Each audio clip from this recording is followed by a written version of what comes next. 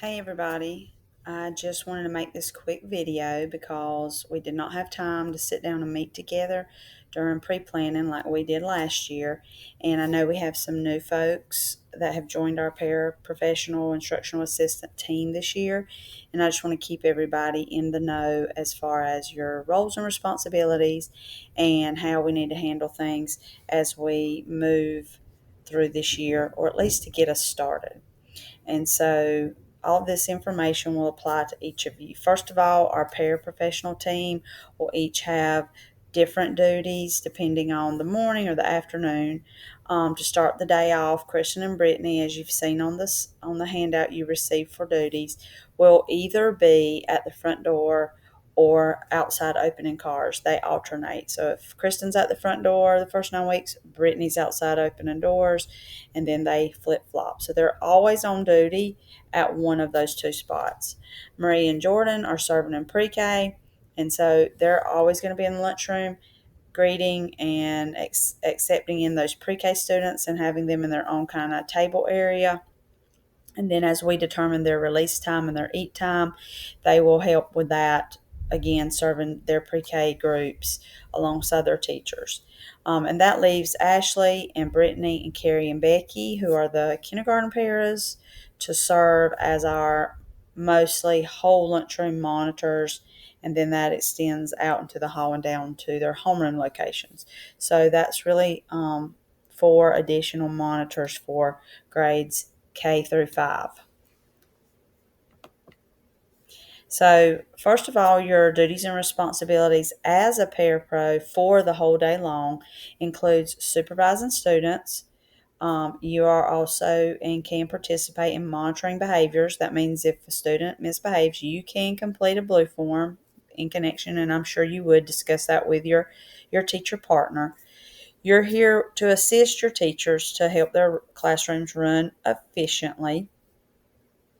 Morning and lunch duty is part of your responsibilities, as well as car dismissal duties in the afternoon.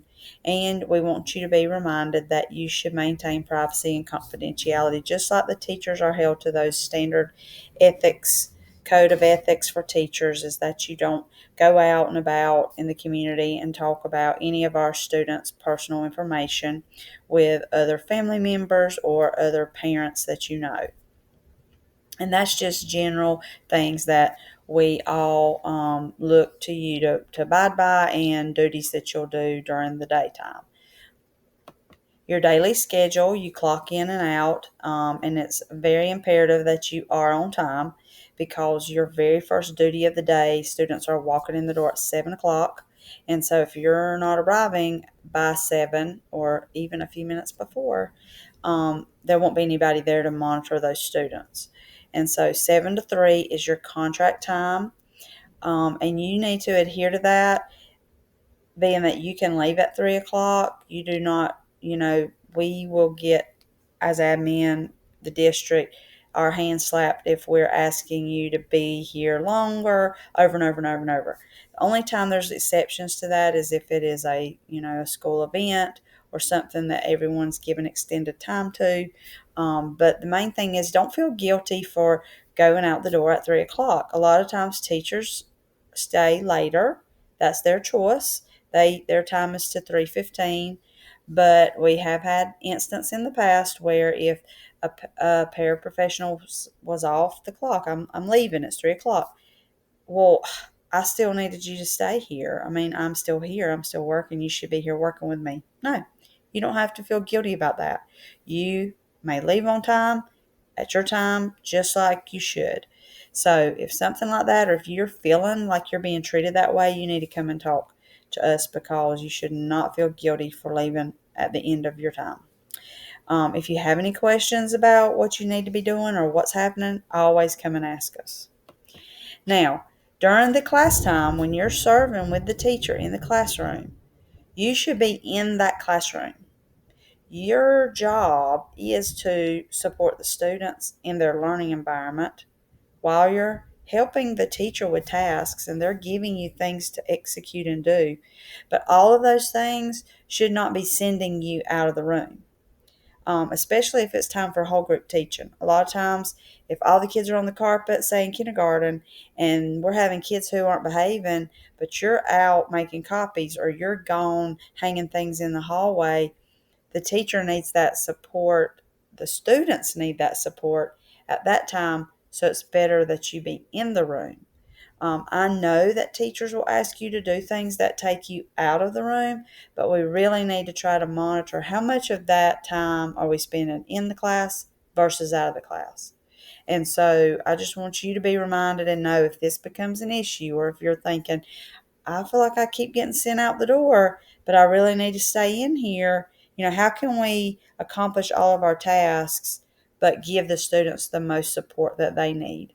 So I noticed it. Miss Amanda noticed it a few times last year where constantly, if we went in to see a lesson, the IA would come in with lots of stuff that they've just laminated or copied, mid morning, and then you might go to the back and start cutting those things out while the whole group Haggerty lesson is going on.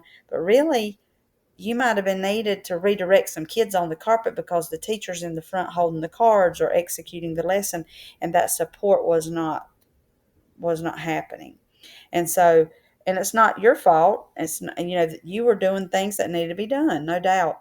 But we just need to pay attention to how we're supporting our students, and that is always more important than you know cutting out the laminated papers and making the copies at that time. There may be another time, on the way to lunch or on the way back, that you got time to put something in the copier. You can always give things to be copied to Addie in the office, but your primary role is to support the students in their learning. Okay? What if you're absent and you've got all of these duties and responsibilities? Number one, you need to notify your other monitoring team members, the other IAs, and see if it's going to be covered. Or you definitely need to let me know, because I can often replace you with another staff member that might have availability at that time.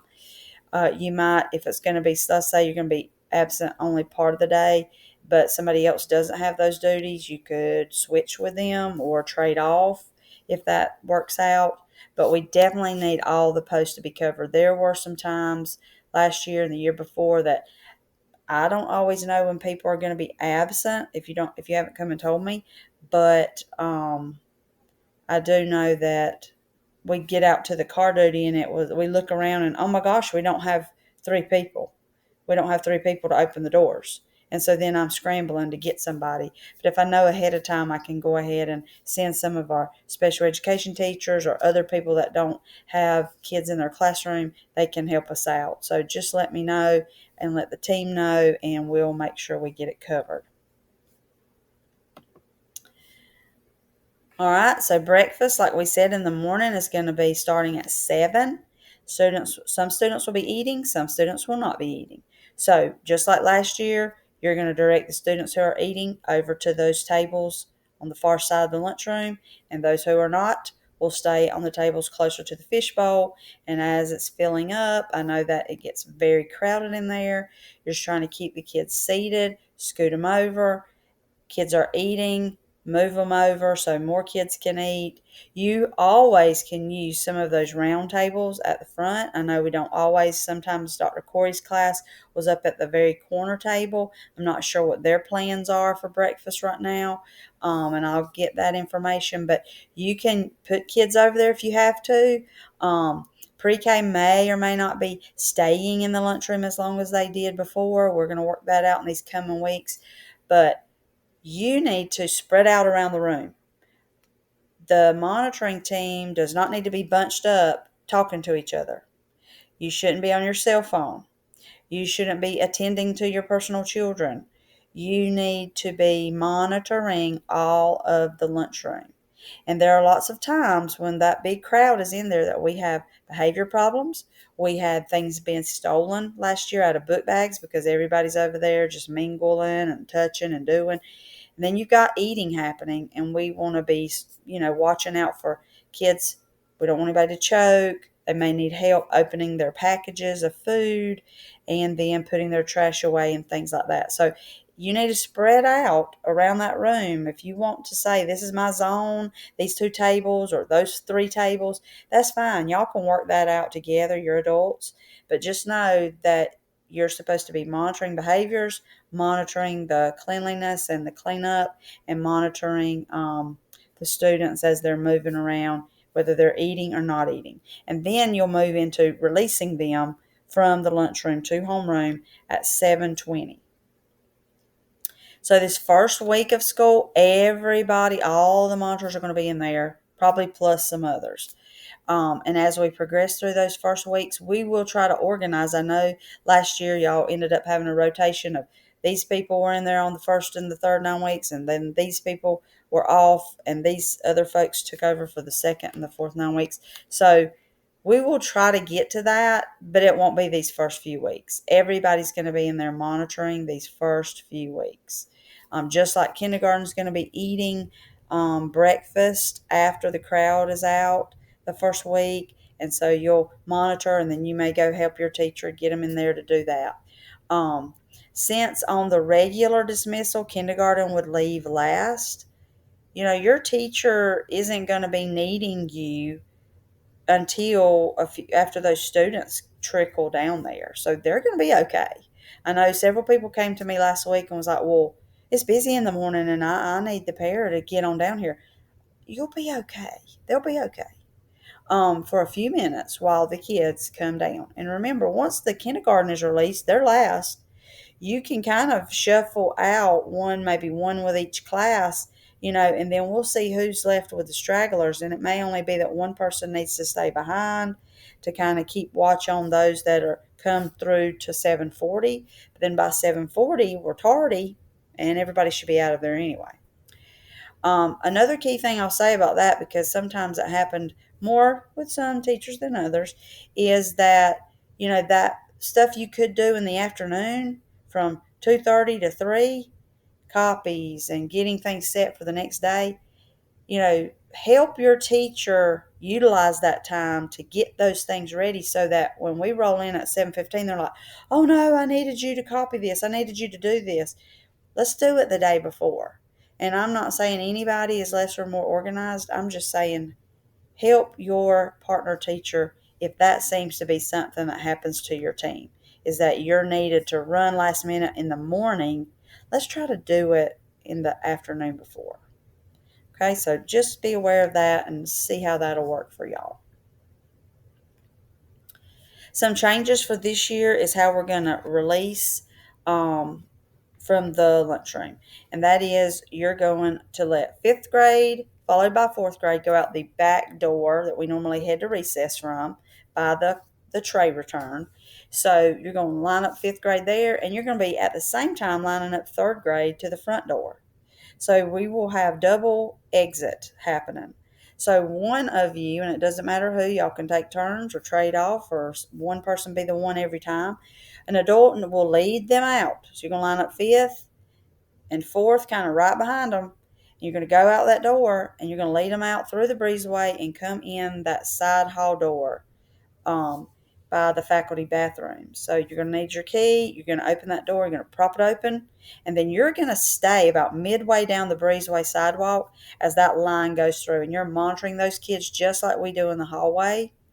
And once that's clear, fifth grade has passed, fourth grade has passed, then you're going to come in and shut that door and then go up the hall. And you'll probably be seeing third coming down the hall and second coming down the front hall. And it's going to help work as a monitor for that area there in the morning. As third grade releases from the main entrance, they'll go straight down the hall towards the TV and then head to third grade hall, second, then first, then kindergarten would be released in that order, so that we fill up the hall from the back to the front. Again, there will be stragglers or students who maybe, if fifth or fourth graders come in after the fifth and fourth have gone, they're not going to run out that back door and run through the breezeway. They're going to go out through the main hall. So once fifth and fourth have been released out of the lunchroom, everybody that's there, that back door should close. And then the rest of any people that come, they'll just go through the main hall.